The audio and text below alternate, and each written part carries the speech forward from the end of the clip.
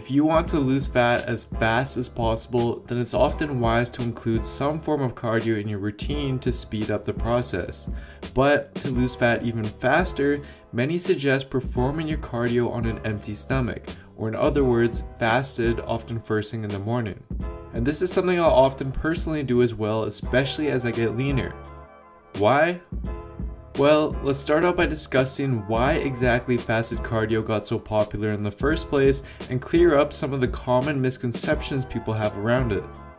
So the basic theory behind fasted cardio being superior for fat loss is the fact that research has shown that when exercising in a fasted state, your body preferentially burns fat for energy since your insulin and glycogen levels are low during this period.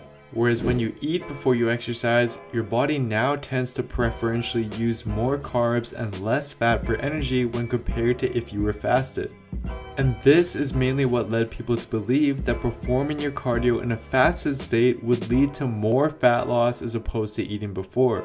However, although it's true that you burn more fat during a fasted cardio session, it's vital that you take into consideration the post-exercise period and what happens to your body after the session.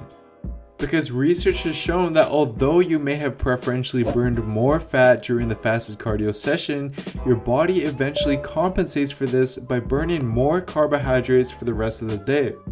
So by the end of it, you've actually burned the same amount of fat as you would have had you eaten before your cardio session, meaning that fasting wouldn't actually provide any superior fat loss effect. And this was proven in a recent 2017 systematic review and meta-analysis on the topic, which found that performing cardio in a fasted state had no superior fat loss effect when compared to performing cardio in a fed state, as it's a calorie deficit at the end of the day that's the overriding factor.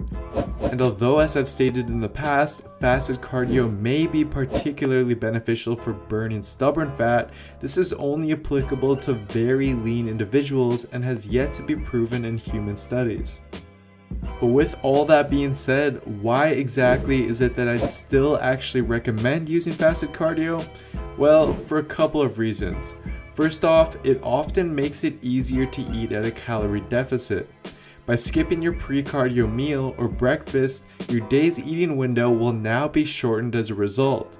This often makes it a lot easier when dieting since your meals are now closer to each other throughout the day, which I personally find helps a lot in terms of appetite suppression and preventing excessive snacking throughout the day. And these subtle changes often lead to a lower daily calorie intake. And this is something that's been proven in multiple papers. For example, a recent 2019 study from the Journal of Nutrition compared the daily calorie intake in healthy male subjects who performed their cardio either in a fasted state or with breakfast prior to their session. They found that the fasted cardio group ate on average 400 calories less than the fed cardio group, enabling them to achieve an energy deficit by the end of the day, which the fed group actually failed to do. And this alone, if repeated daily, would on average lead to almost a pound of extra fat loss every week for the fasted group. And another great benefit of fasted cardio is that for many people, it's just more practical to do. Getting it done first thing in the morning can not only help get your day started and boost your mood and productivity for the rest of the day, but I find that it helps with consistency as well, as leaving your cardio for later on in the day makes it more likely that you'll find some excuse to skip it and push it off to the next day. So you can see how these indirect benefits of fasted cardio may actually provide superior benefits on fat loss. Now, as for what exactly your fasted cardio routine should look like, although this will vary for everyone, I suggest sticking with the following general guidelines. 1. Stick to mostly low to moderate intensity cardio. Incline walking, light cycling, the Stairmaster, and so on are all good examples of this. High intensity cardio sessions and interval training is fine as well, but they should be used sparingly as they cause a lot more muscle damage, deplete your muscle glycogen to a greater extent, and can negatively affect your weightlifting workouts if you'll be training later on in the day. And 2. Keep your sessions less than an hour long. This just helps prevent any potential muscle breakdown from occurring and prevents your performance from being negatively affected, which research shows begins to occur in fasted sessions lasting over an hour long.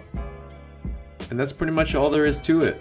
Although fasted cardio doesn't seem to provide any magical fat loss effect, it may be beneficial for you to use for the reasons previously discussed. But all in all, you need to choose what you'll be most consistent with and adhere to week after week, whether it's fasted cardio or not. Because at the end of the day, getting the work done and consistently achieving a calorie deficit is what's most important.